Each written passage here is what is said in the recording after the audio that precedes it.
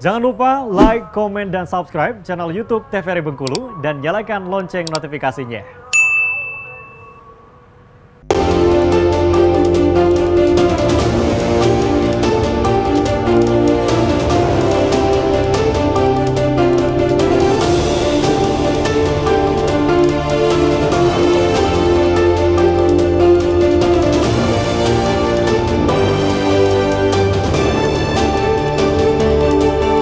Ya, pemirsa TVRI Bengkulu, Anda kembali menyaksikan Berendo, tentunya masih bersama saya Afriko Zuhri dalam tema kita kali ini, jaga kondusivitas jelang pilkada. Dan tentu tadi banyak sekali perbincangan kita terkait dengan bagaimana sih upaya yang dilakukan, terutama dari pemerintah kota sendiri untuk menjaga kondusivitas gitu ya. Dari dilakukan mulai dari menyisir informasi-informasi atau membuat narasi-narasi yang memang bisa memberikan masyarakat ini edukasi gitu lah Pak. Ya. Nah, kalau kita bicara terkait dengan kondusivitas jelang pilkada, tadi sempat ngobrol-ngobrol juga gitu ya. Kalau misalnya pada saat pelaksanaan pilkada ini, karena tidak menutup kemungkinan melihat dari pemilu atau mungkin pilkada sebelumnya gitu, ada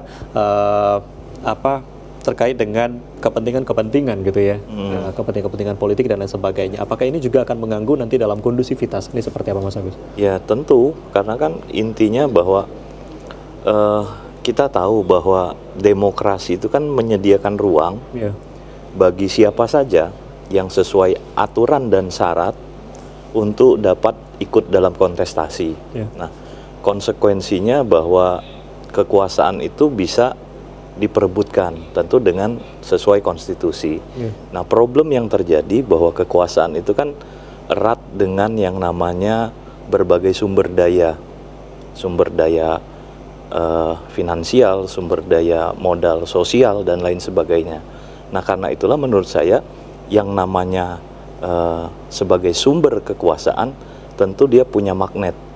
Nah, konsekuensi orang merebutkan kekuasaan, mereka rela untuk bisa apakah menjadi investor ya bagi para peserta yang kemudian nanti akan mendapatkan benefit ketika si peserta yang disponsori itu berhasil duduk dalam atau terpilih.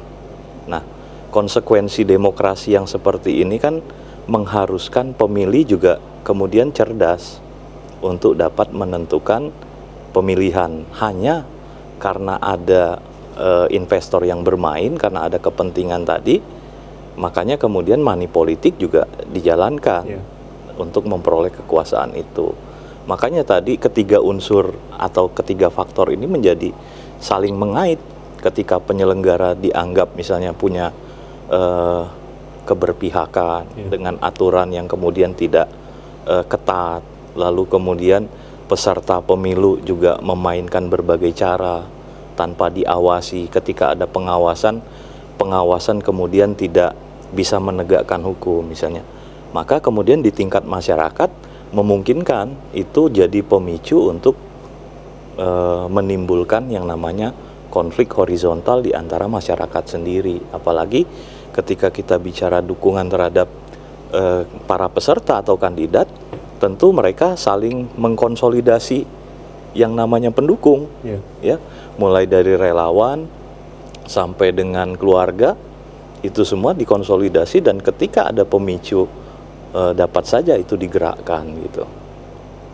Itu kalau menurut saya. Jadi memang kalau melihat dari kepentingan-kepentingan ini dalam demokrasi ini pasti ada gitu ya, melihat kepentingan, entah itu tadi ada 3 faktor, ini harus memang benar-benar balance gitu antara bagaimana penyelenggaranya, kemudian peserta, dan juga kita sebagai masyarakat ini sebagai pemilih. Nah, kalau dari pemerintah kota sendiri untuk menyikapi hal ini, apabila kemungkinan atau mungkin ada kepentingan-kepentingan politik seperti ini, apalagi masyarakat yang katakanlah mudah untuk menyerap informasi, mudah terhasut dengan jalur yang seperti itu, dari pemerintah sendiri ada memberikan sosialisasi dan lain sebagainya, seperti apa? Kalau dari pemerintah ya seperti yang saya sampaikan tadi, bahwa selain dari ada sosialisasi, kemudian kan artinya 3 pilar ini memang betul-betul harus komitmen, konsekuen. Artinya sebagai penyelenggara pemilu, kemudian Bawaslu sebagai pengawas, kemudian masyarakat juga harus cerdas. Nah, artinya kita sudah punya ada aturan. Nah, aturan inilah yang memang harus betul-betul menjadi pedoman. Karena sekarang ini ada semacam satu kekhawatiran dengan sudah mulai maraknya kan di berbagai daerah dengan adanya investor politik. Nah, jadi saya masih ingat konsepnya ini Mas Agus, Machiavelli. Nah, Machiavelli ini kan kalau konsepnya itu kan rebut, kan bicara pilkada ini kan perebutan kekuasaan. Iya, untuk mendapatkan Nah, kekuasaan. kalau Machiavelli itu kalau konsepnya Machiavelli itu rebut kekuasaan dengan cara apapun, pertahankan kekuasaan dengan cara apapun. Nah, ini sudah mengabaikan aturan, norma, etika dan sebagainya. Nah, ini yang harus kita khawatirkan. Nah, tapi ini bisa ruang ini bisa kita tutup. Artinya dengan kepatuhan, ketaatan terhadap azas, penegakan terhadap supremasi hukum, kemudian dengan masyarakat yang makin cerdas. Nah, ruang ini tidak akan bisa masuk mereka.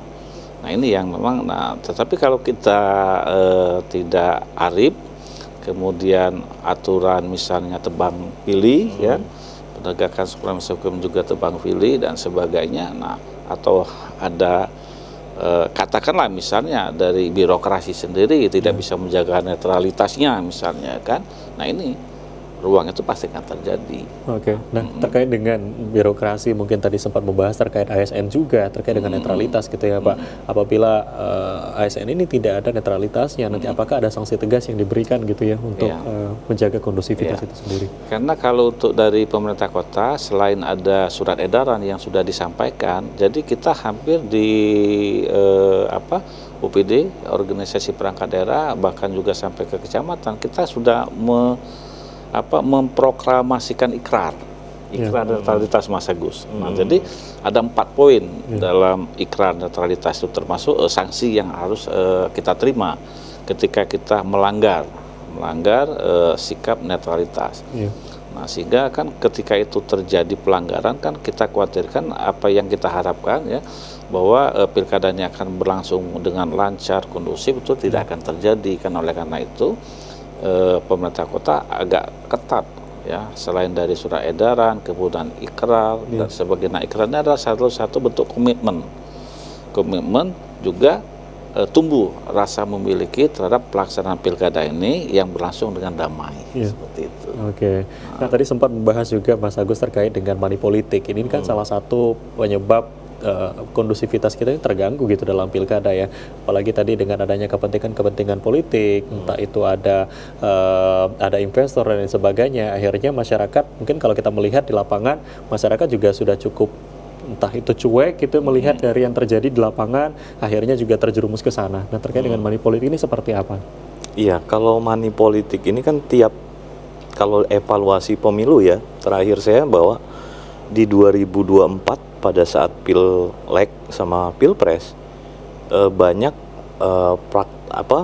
aktor-aktor politik yang nyalek itu meyakini bahwa money politik jauh lebih masif, jauh lebih brutal, dan ini untuk menunjukkan bahwa kecerdasan masyarakat terkait dengan pemilu orientasinya sudah berbeda, bukan lagi bicara tentang program visi misi, tapi seberapa besar kandidat mau memberikan yang namanya money politik itu. Oke, kita akan tahan dulu, nanti kita lanjutkan kembali.